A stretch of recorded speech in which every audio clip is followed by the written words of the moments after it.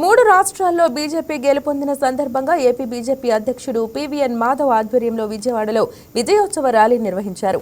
ప్రజలు బీజేపీపై నమ్మకం ఉంచి మూడు రాష్ట్రాల్లో పట్టం కట్టారని మాధవ్ తెలిపారు. అలాగే దశాబ్దాలుగా బెంగాల్లో కొనసాగుతున్న మమతా బెనర్జీ నేతృత్వంలోని టీఎంసీ పాలనకు ముగింపు పలకటం శుభ పరిణామమని అన్నారు. బెంగాల్ ప్రజల తీర్పుతో దేశవ్యాప్తంగా ఆనందోత్సాహాలు వెల్లువెత్తుతున్నాయని బీజేపీ వ్యవస్థాపకుడు శ్యామ్ ప్రసాద్ ముఖర్జీ పుట్టిన నేలపై సాధించిన ఈ విజయం చారిత్రాత్మకమని పేర్కొన్నారు. ప్రధాని నరేంద్ర మోడీ నాయకత్వంలో దేశంలోని 20 రాష్ట్రాల్లో ఎన్డీఏ ప్రభుత్వాలు కొనసాగుతున్నాయని చెప్పారు.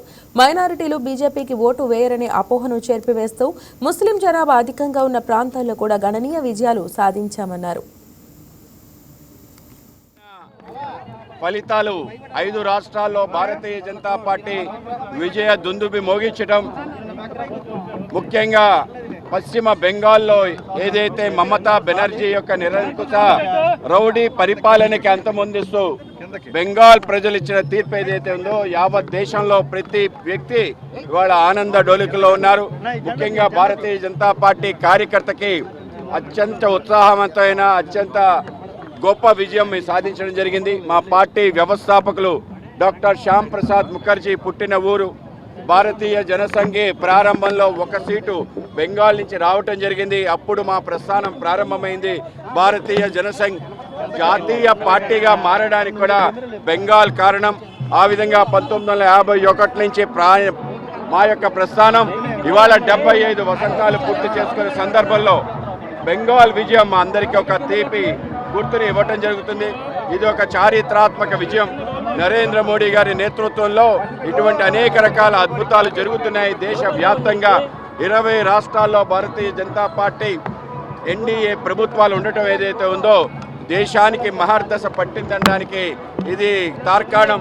ఇవాళ మమతా బెనర్జీ నేతృత్వంలో అక్కడ అనేక రకాలుగా అరాచకాలు అలాగే బంగ్లాదేశీ చొరబాటులకి ఆలవాళంగా మార్చుకునే నేపథ్యంలో ఈ యొక్క బెంగాల్ విజయం మాకు పెద్ద ఎత్తున ఆనందాన్ని ఇస్తుంది. కనుక కార్యకర్తల మధ్యలో ఈ సంబరాలు చేసుకుంటూ అలాగే పాండిచ్చేరి అస్సాంలో కూడా హేమంత్ బిశ్వా శర్మ నేతృత్వంలో ఒక అద్భుత విజయాన్ని సాధించడం జరిగింది. అలాగే మైనార్టీస్ ఉన్నారు, భారతీయ జనతా పార్టీ దూరంగా ఉన్నారు, వాళ్ళు ఓట్లేరు అనుకునే ఇంకొక ఏదైతే భ్రమ ఉందో అది కూడా తొలగింది. సుమారు 63 స్థానాల్లో 40 స్థానాలు బీజేపీ కైవసం చేసుకోవడం జరిగింది. ప్రతి బూత్లో కూడా ముస్లింలు కూడా ఓటేయటం జరిగింది.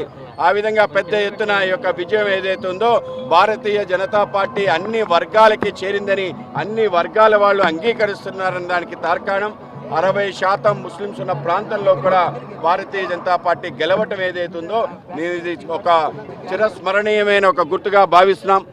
అమిత్ షా గారికి అలాగే సునీల్ బన్సల్ గారు వీళ్ళు చేసిన అవిరల కృషి, అలాగే గత 6 సంవత్సరాల బట్టి అక్కడ కార్యకర్తలు అనేక రకాల కష్టాలు పడుతున్నారు, అనేక రకాల త్యాగాలు చేశారు, అనేక రకాలుగా టీఎంసీ నేతృత్వంలో అనేక రకాల బలిదానాలు కాబట్టాయి.